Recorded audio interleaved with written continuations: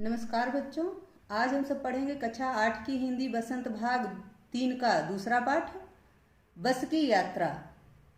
बस की यात्रा पाठ के लेखक श्री हरिशंकर परसाई जी हैं। यह पाठ एक व्यंग लेख है जिसमें लेखक ने अपनी एक यात्रा का वर्णन किया है। लेखक को एक बेहद पुरानी बस की यात्रा का अनुभव प्राप्त होता है। उसे पुरानी बस में यात्रा का अवसर मिलता है। पाठ में लेखक अपने 4 मित्रों के साथ एमपी के पन्ना से सतना तक की यात्रा करता है। रास्ते में उसकी बस बार बार खराब होती है। लेखक ने पुरानी बस की दयनीय स्थिति के द्वारा यात्रियों की जान जोखिम में डालकर मुनाफा कमाने वालों पर करारा व्यंग किया है। ठीक है, तो चलिए पढ़ते हैं पाठ बस की यात्रा। हम 5 मित्रों ने तय किया कि शाम 4 बजे की बस से चलें। पन्ना से इसी कंपनी की बस सतना के लिए घंटे भर बाद मिलती है, जो जबलपुर की ट्रेन मिला देती है। सुबह घर पहुंच जाएंगे। हम में से 2 को सुबह काम पर हाजिर होना था, इसीलिए वापसी का यही रास्ता अपनाना जरूरी था। लोगों ने सलाह दी कि समझदार आदमी इस शाम वाली बस से सफर नहीं करते हैं। क्या रास्ते में डाकू मिलते हैं? नहीं, बस डाकिन है। लेखक अपने मित्रों के साथ यह सोचता है कि हम इस बस से सफ़र कर लेंगे, जो रात का सफ़र है और रात में अच्छे से कट जाएगा, और फिर सुबह जिसको काम पे जाना है वो वापस से अपने काम पे आ जाएगा। इसलिए उन लोगों ने रात की बस को सफ़र के लिए चुना। परंतु जो और लोग थे वहाँ आसपास के, उन्होंने कहा कि नहीं, जो लोग समझदार होते हैं इस बस में सफ़र नहीं करते हैं, क्योंकि रात की बस है और बस बहुत पुरानी है। उनको पता था, जो आसपास के लोग थे, तो उन्होंने कहा इसमें सफ़र करना अच्छा नहीं रहता है। तो लेखक ने पूछा कि क्यों भाई, क्या सफ़र करते वक्त इसमें डाकू मिलते हैं? तो लोगों ने कहा नहीं, बस डाकिन है। बस डाकिन है, ऐसा कहने का मतलब यही था कि बस खुद ही बहुत पुरानी है, उसकी स्थिति बहुत दयनीय हो चुकी है। मतलब किसी भी दिन किसी भी समय कोई भी हादसा हो सकता है। इसलिए लोग कह रहे थे कि जो समझदार होते हैं वो शाम की बस से यात्रा नहीं करते हैं। ठीक। बस को देखा तो श्रद्धा उमड़ पड़ी। खूब वयोवृद्ध थी, सदियों के अनुभव के निशान लिए हुए थी। लोग इसीलिए इससे सफर नहीं करना चाहते थे। वृद्धावस्था में इसे कष्ट होगा। यह बस पूजा के योग्य थी, उस पर सवार कैसे हुआ जा सकता है? तो लेखक ने जब बस को देखा, जब बस आई सफ़र के लिए, मतलब उधर से उनके स्टेशन पे जहाँ से लेखक को बैठना था, तो जब उसकी हालत देखी कि यह बस कितनी जीर्ण शीर्ण है, कितनी पुरानी हो चुकी है, किस तरीके से टूटी फूटी है, तो उनको भी बड़ी दया आ गई कि अरे भगवान, इसीलिए लोग इस पे सफ़र नहीं करते हैं, क्योंकि ये अनुभव तो इसका बहुत पुराना है, यानी बहुत पहले से चलती आ रही है, बेचारी बूढ़ी हो गई है, इस पे इसीलिए सफ़र नहीं करते हैं लोग। और ऐसा लग रहा है कि ये बहुत अब तो सिर्फ पूजा करने के योग्य ही रह गई है, इस पे सवार नहीं हुआ जा सकता है, इस पे सवारी कैसे करें? बस कंपनी के एक हिस्सेदार भी उसी बस से जा रहे थे। हमने उनसे पूछा, यह बस चलती भी है? वह बोले, चलती क्यों नहीं है जी, अभी चलेगी। हमने कहा, वही तो हम देखना चाहते हैं, अपने आप चलती है यह? हाँ जी, और कैसे चलेगी, ऐसा बस के हिस्सेदार ने कहा। लेखक ने बस की हालत देख के ही उनसे पूछा कि क्या यह बस चलती भी है? तो उन्होंने कहा कि हाँ, यह बस चलती है और अभी चलेगी, देखिए कैसे चलती है। गजब हो गया, ऐसी बस आप अपने आप चलती है? लेखक कहता है कि गजब है कि ये बस अपने आप चलती है, इस तरीके की पुरानी बस अपने आप चलती है। हम आगा पीछा करने लगे, यानी जाएं या ना जाएं ऐसा सोचने लगे। डॉक्टर मित्र ने कहा, डरो मत, चलो, बस अनुभवी है, नई नवेली बसों से ज़्यादा विश्वसनीय है, हमें बेटों की तरह प्यार से गोद में लेकर चलेगी। जो लेखक का मित्र था, डॉक्टर मित्र था, उसने कहा कि डरो मत, बस बहुत पुरानी है, जैसे एक माँ अपने बच्चे को लेके जाती है वैसे ये भी लेके चलेगी हमको। हम बैठ गए। जो छोड़ने आए थे वे इस तरह देख रहे थे जैसे अंतिम विदा दे रहे हैं। उनकी आंखें कह रही थीं, आना जाना तो लगा ही रहता है, जो आया है सो जाएगा। राजा रंक फकीर आदमी को कूच करने के लिए एक निमित्त चाहिए। यानी जो लोग उनको छोड़ने के लिए आए थे, बैठाने के लिए आए थे बस पे, वो बल्कि डर रहे थे कि इतनी खटारा, इतनी पुरानी बस पे ये लोग जा रहे हैं, पता नहीं दोबारा मिलेंगे या नहीं मिलेंगे, क्योंकि बस की स्थिति बहुत दयनीय थी, बहुत खराब थी। ठीक। इंजन सचमुच स्टार्ट हो गया। ऐसा जैसे सारी बस ही इंजन है और हम इंजन के भीतर बैठे हैं। कांच बहुत कम बचे थे, जो बचे थे उनसे हमें बचना था। हम फौरन खिड़की से दूर सरक गए। इंजन चल रहा था, हमें लग रहा था कि हमारी सीट के नीचे इंजन है। लेखक बता रहे हैं कि जब वो बस में बैठ गया और बस वाकई में स्टार्ट हो गई, सही में स्टार्ट हो गई, तो ऐसा लग रहा था कि जैसे पूरी बस ही इंजन है। यानी हर जगह से आवाज आ रही थी और हर जगह से गर्मी महसूस हो रही थी। तो उसमें कांच भी बहुत कम बचे थे, यानी सारे शीशे लगभग टूट गए थे, थोड़े ही बचे थे, और जो बचे थे वो टूटे फूटे इस तरह से खतरनाक थे कि उससे हमें ही बचना है, ऐसा लेखक बताते हैं अपने अनुभव को। बस सचमुच चल पड़ी और हमें लगा कि यह गांधी जी के असहयोग और सविनय अवज्ञा आंदोलनों के वक्त अवश्य जवान रही होगी। उसे ट्रेनिंग मिल चुकी थी, हर हिस्सा दूसरे से असहयोग कर रहा था। पूरी बस सविनय अवज्ञा आंदोलन के दौर से गुजर रही थी। सीट का बॉडी से असहयोग चल रहा था। कभी लगता सीट बॉडी को छोड़कर आगे निकल गई है, कभी लगता कि सीट को छोड़कर बॉडी आगे भागी जा रही है। 8-10 मील चलने पर सारे भेदभाव मिट गए। यह समझ में नहीं आता था कि सीट पर हम बैठे हैं या सीट हम पर बैठी है। लेखक उस बस के अनुभव को शेयर करते हुए कहता है कि यह बस अभी तो बहुत पुरानी हो चुकी है, लेकिन मुझे लगता है जब गांधी जी ने असहयोग आंदोलन और सविनय अवज्ञा आंदोलन चलाए थे उस टाइम की यह बस रही होगी। उस समय यह नई नई बस रही होगी, आज यह बहुत पुरानी हो चुकी है। और कहते हैं कि ऐसे लग रहा था कि पता नहीं हम सीट पर बैठे हैं या सीट हम पर बैठी है, यानी शरीर सीट पर है या सीट शरीर पर है। कभी आगे चली जाती थी सीट तो कभी पीछे चली जाती थी, यानी बहुत दयनीय स्थिति थी बस की। एकाएक बस रुक गई। मालूम हुआ कि पेट्रोल की टंकी में छेद हो गया है। ड्राइवर ने बाल्टी में पेट्रोल निकालकर उसे बगल में रखा और नली डालकर इंजन में भेजने लगा। अब मैं उम्मीद कर रहा था कि थोड़ी देर बाद बस कंपनी के हिस्सेदार इंजन को निकालकर गोद में रख लेंगे और उसे नली से पेट्रोल पिलाएंगे, जैसे माँ बच्चे के मुंह में दूध की शीशी लगाती है। यहाँ जो लेखक है वह व्यंग भी करता है हिस्सेदार के ऊपर कि मुझे लगता है कि अब हिस्सेदार भी, जब पेट्रोल भी खराब हो गई, ऐसा पता चला कि पेट्रोल की टंकी में छेद हो गया है और ड्राइवर बाल्टी में पेट्रोल को ले लेता है, निकाल कर उसको बगल में रखता है और नली में थोड़ा थोड़ा डालता रहता है। तब वही लेखक यहाँ व्यंग कर रहा है कि मुझे लगता है कि अब हिस्सेदार इंजन को कहीं निकाल कर अपनी गोद में रख लेंगे और फिर जाके नली से पेट्रोल पिलाएंगे उससे। तो ऐसे लेखक उन पे व्यंग भी करते हैं, हिस्सेदार पे, जो बस का मालिक होता है। बस की रफ्तार अब 15-20 मील हो गई थी। मुझे उसके किसी हिस्से पर भरोसा नहीं था। ब्रेक फेल हो सकता है, स्टीयरिंग टूट सकता है। प्रकृति के दृश्य बहुत लुभावने थे। दोनों तरफ हरे भरे पेड़ थे जिन पर पक्षी बैठे थे। मैं हर पेड़ को अपना दुश्मन समझ रहा था। जो भी पेड़ आता डर लगता कि इससे बस टकराएगी। वह निकल जाता तो दूसरे पेड़ का इंतजार करता। झील दिखती तो सोचता कि इसमें बस गोता लगा जाएगी। लेखक बस में बैठकर बहुत डर रहा था क्योंकि हर तरफ से बस खड़खड़ खड़खड़ कर रही थी, टूटी फूटी थी और पेट्रोल की टंकी भी फूट गई थी। इंजन भी एकदम अजीब से आवाज़ कर रहा था। तो हर चीज़ से डर रहा था लेखक और कह रहा था कि रास्ते में जो भी पेड़ वगैरह सब दिख रहे थे मुझे वो उनसे बहुत डर लग रहा था। मैं उनको दुश्मन समझ रहा था कि कहीं बस इसी पेड़ से न टकरा जाए और वो पेड़ हम पे गिर ना जाए, कहीं हम नदी में ना गिर जाए। झील दिखती तो उसकी सुंदरता न देख के हम यह डरते कि कहीं बस इस झील में ना गिर जाए। तो लेखक ऐसे अपने अनुभवों को शेयर करता है।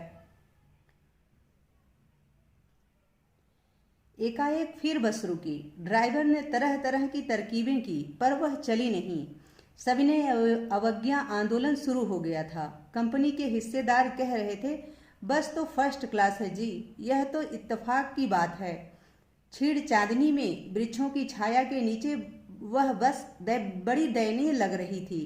लगता जैसे कोई वृद्धा थक कर बैठ गई हो। हमें ग्लानि हो रही थी कि बेचारी पर लद कर हम चले आ रहे हैं।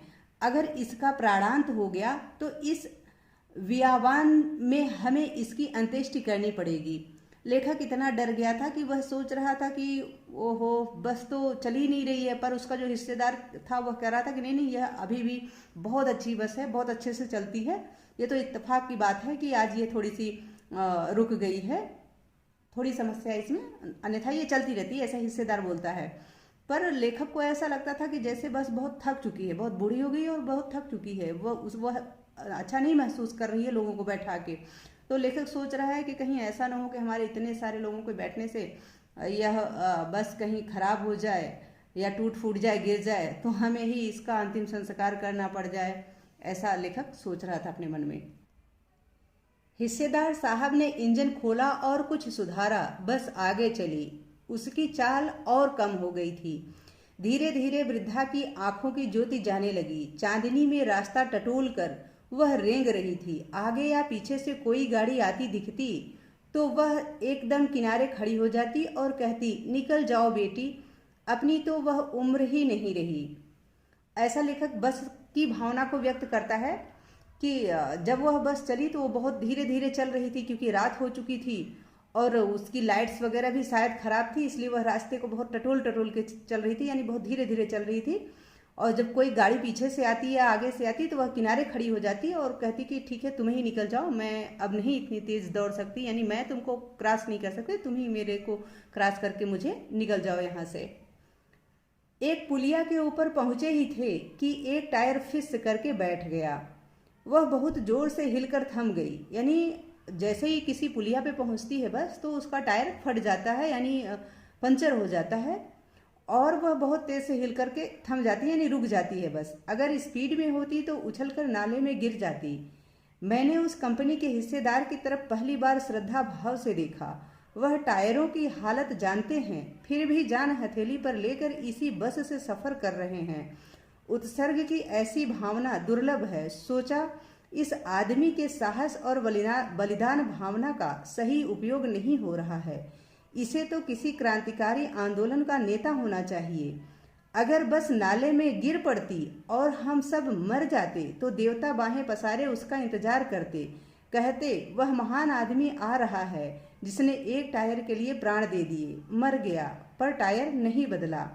यहाँ लेखक जो है व्यंग करता है हिस्सेदार पे और बताता है कि मुझे उसकी हालत पे भी दया आ रही थी कि इतनी खराब बस हो गई थी, उसके टायर वगैरह भी सारे खराब हो चुके थे, फिर भी वह अपनी जान को भी हथेली में लेकर के बस को चलाता था। एक तरीके से तो दया भी आ रही है और दूसरी तरफ यह भी है कि पैसे की लालच में आदमी कितना गिर सकता है कि वह अपनी जान को भी जोखिम में डाल देता है। ठीक, तो लेखक कहता है कि अगर हम नाले में गिर जाते, ऐसी स्थिति में बस की स्पीड अगर तेज रहती और हम नाले में गिर जाते तो फिर हमको मृत्यु ही प्राप्त होती और भगवान उसका भी इंतजार करते रहते। वह भी प्रतिदिन हिस्सेदार भी अपनी जान को जोखिम में डालकर ही चलता था। उसके लिए भी भगवान यही कहते हैं कि वह महान आदमी कौन है जिसने अपनी जान तो दे दिए परंतु टायर नहीं बदला। दूसरा घिसा टायर लगाकर बस फिर चली।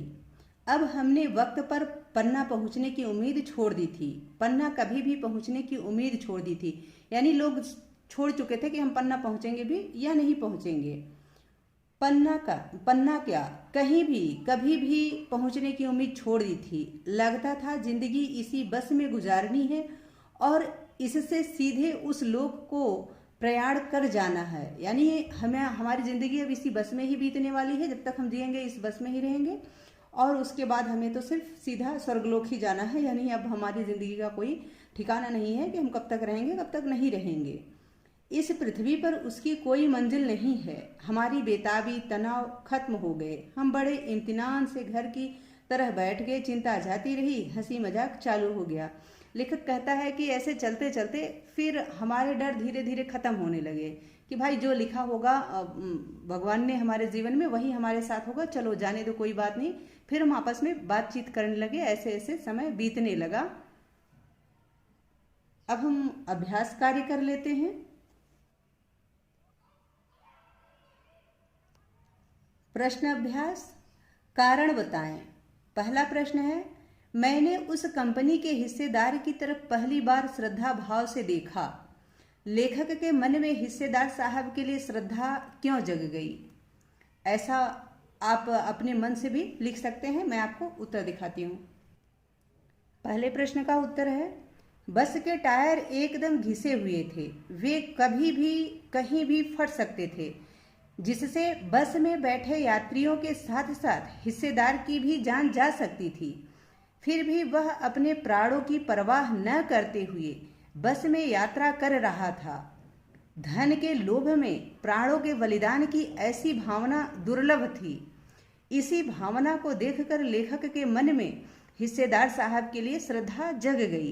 यानी देखा लेखक ने कि हिस्सेदार अपने जीवन को भी खतरे में डाल करके सिर्फ कुछ पैसों के लिए इस बस को चला रहा है, जो कि इस तरीके से पुरानी हो चुकी है, इतनी टूट फूट गई है कि कभी भी इसमें कोई भी हादसा हो सकता है। तो उसको देख करके लेखक को उस हिस्सेदार के लिए दया की भावना जग गई। दूसरा प्रश्न है, लोगों ने सलाह दी कि समझदार आदमी इस शाम वाली बस में सफर नहीं करते।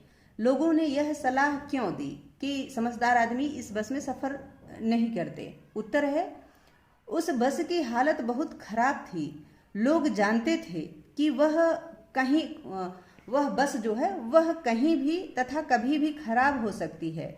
शाम की बस होने के कारण उन्हें रात रास्ते में ही गुजारनी पड़ जाएगी और वे समय पर सतना भी नहीं पहुंच पाएंगे। इसीलिए लोगों ने यह सलाह दी कि जो समझदार लोग होते हैं वह शाम की बस में सफर नहीं करते हैं।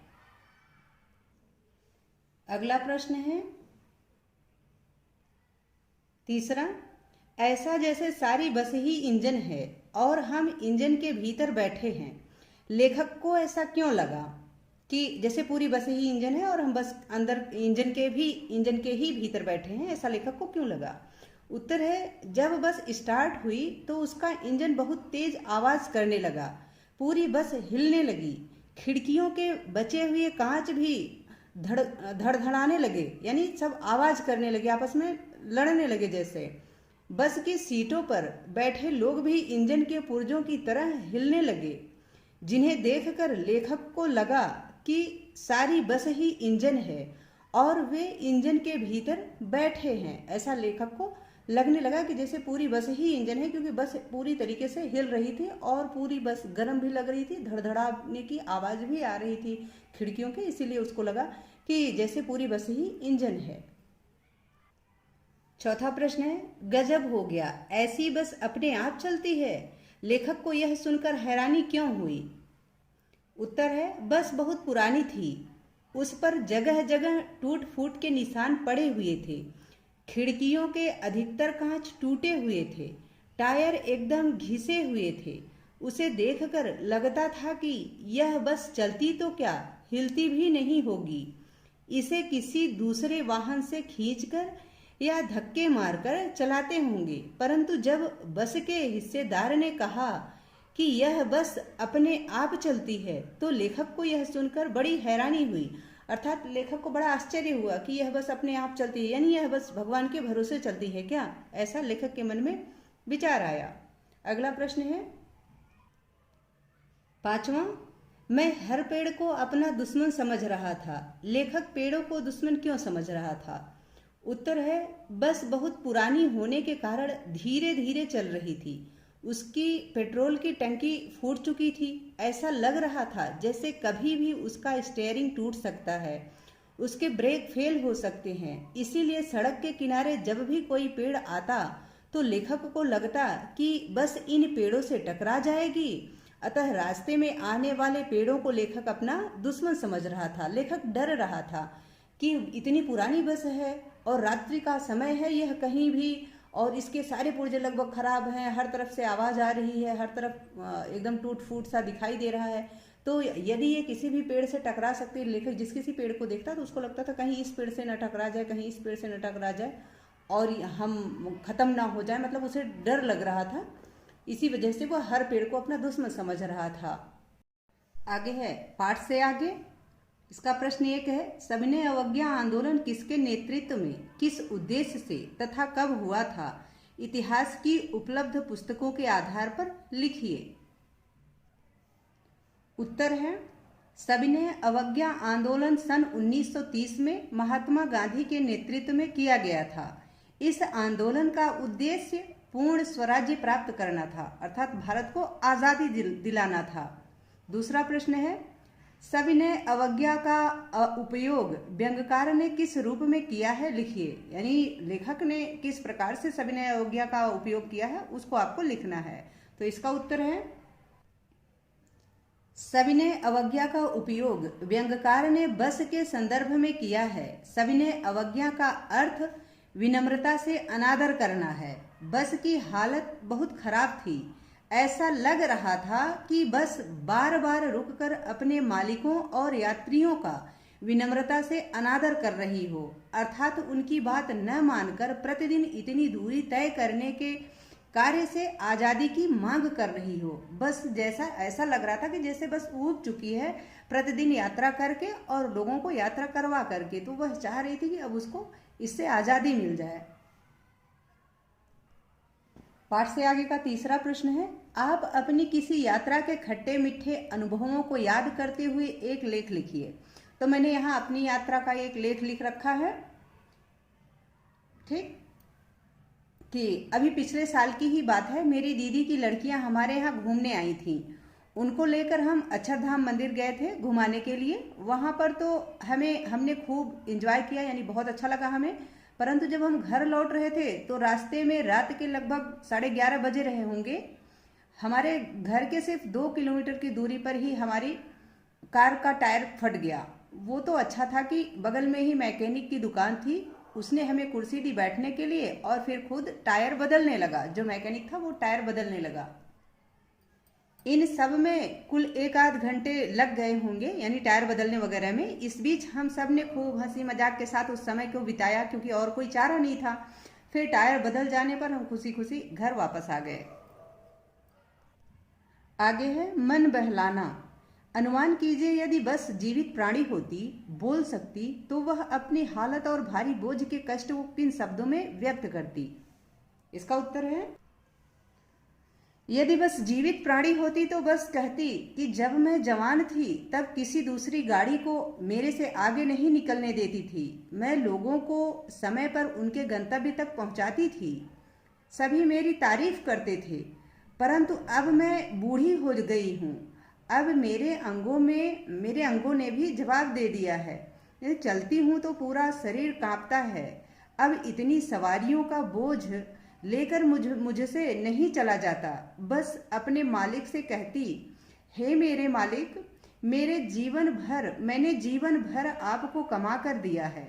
अब मुझ पर दया करो और मुझे आराम करने दो। तो यदि बस जीवित प्राणी होती तो इस प्रकार से अपने मन की व्यथा को व्यक्त करती। अगला प्रश्न है भाषा की बात। इसका पहला प्रश्न है, बस, वस, बस 3 शब्द हैं। इनमें बस सवारी के अर्थ में, वस अधीनता यानी अपनी उसके मतलब न कर विवशता के अर्थ में, और बस यानी पर्याप्त हो गया, काफी हो गया, इसके अर्थ में प्रयुक्त होता है। जैसे बस से चलना होगा, मेरे बस में नहीं है, बस अब बस करो, यानी पर्याप्त है, बस करो, अब मत दो। उपर्युक्त वाक्यों के समान वस और बस शब्द से 2-2 वाक्य बनाइए। उत्तर हम दिखाते हैं आपको। यहाँ पे हमने लिख रखा है, क है वस यानी अधीनता।